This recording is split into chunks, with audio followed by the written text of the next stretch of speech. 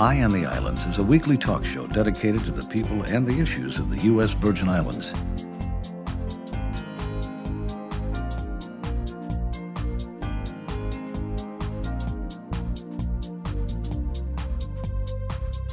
Now, here's your host for Eye on the Islands, Sarah Lazama.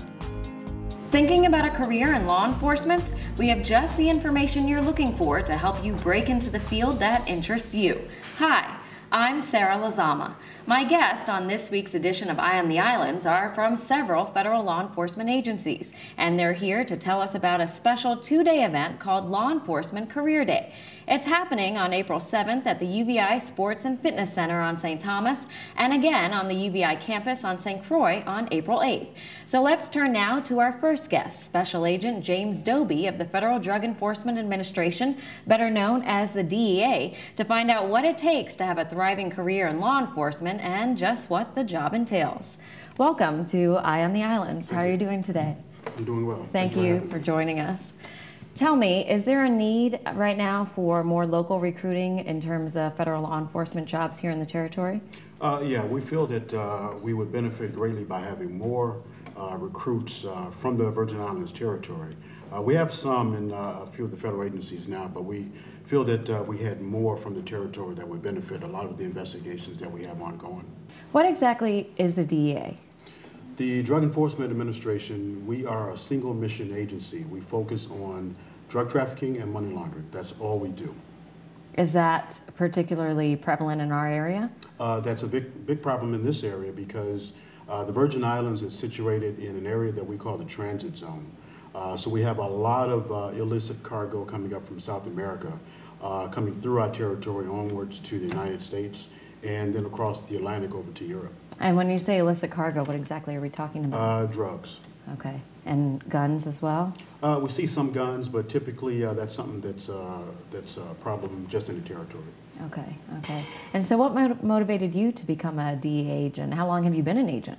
Well, I've been in law enforcement for 26 years now. I started working for the city of Chicago as a police officer back in 1986. So after about 10 years with the police department, I was recruited to become a DEA special agent. And how did you get recruited exactly? Typically what happens, you're working cases with federal agents and you learn more about the job just by working cases with them. From that, you'll have someone that'll extend the invitation to allow you to apply, and just kind of takes off from there. You mentioned that you were a police officer first. Is that a requirement to have a background in law enforcement in order to join the DEA? No, DEA does not require a law enforcement background at all. Okay, what type of qualifications or requirements would the DEA be looking for? Well, number one, you have to be a United States citizen. Okay. You have to be at least 21 years of age. We require a 4-year degree, and we typically recruit from the fields of criminal justice, accounting, engineering, foreign language skills, and political science. Okay, that's kind of a wide array of education there. What types of jobs within the DEA would somebody with, let's say, criminal justice or an accounting background be doing? Well, typically we have two types of professional careers that we offer. One, special agent, which is a criminal investigator. The other one is an intel analyst. And analysts are people who are required to assist the enforcement groups by developing intel that the agents are able to develop on the streets. Okay. And so if I'm a junior or senior in college and graduating with a criminal justice background and interested in joining the DEA, how do I kind of get into that niche or approach you guys? Well, the first thing you should do is come to the career fair on April 7th. And will you be there? I'll be there. And at that career fair, you'll have an opportunity to talk to the division recruiter.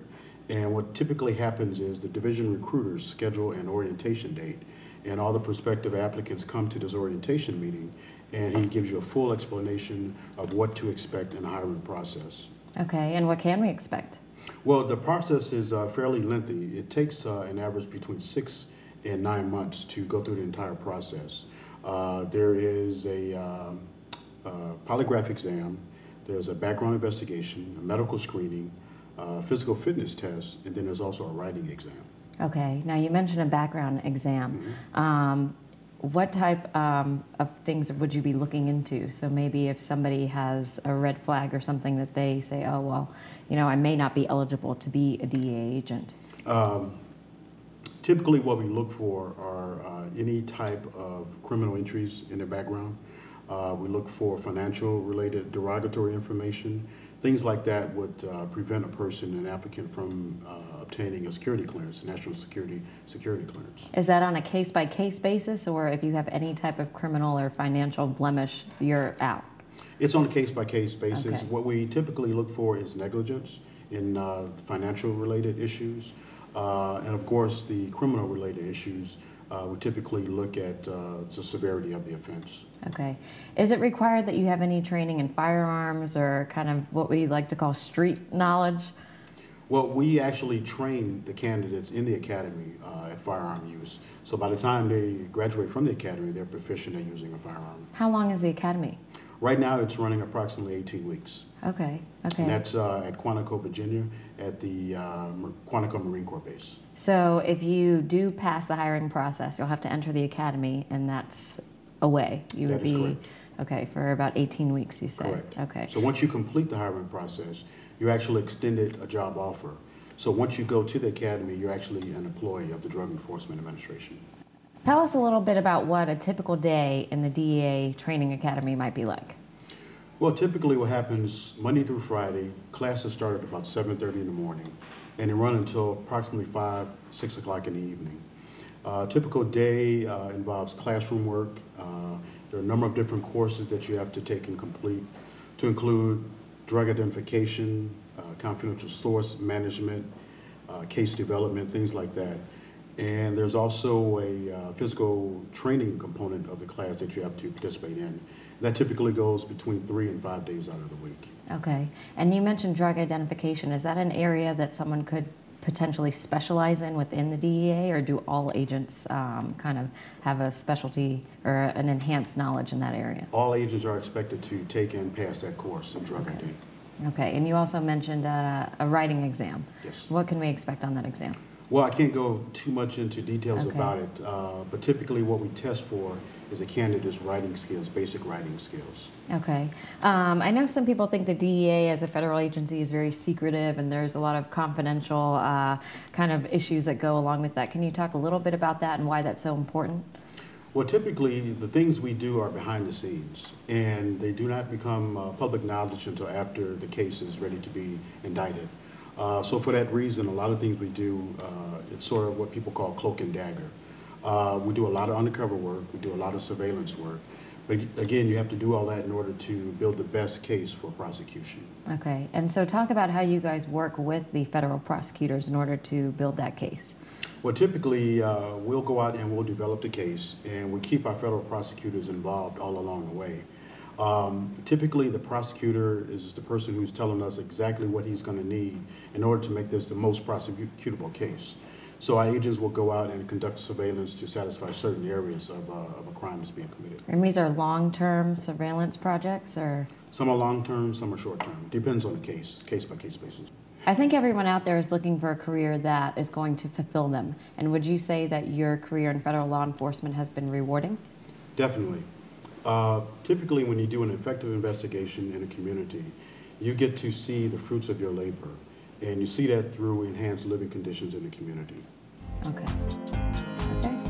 So we can look forward to seeing you I will be there. at the career fair. When we come back, we'll get a local perspective on law enforcement with VIPD officer Roy Chesterfield.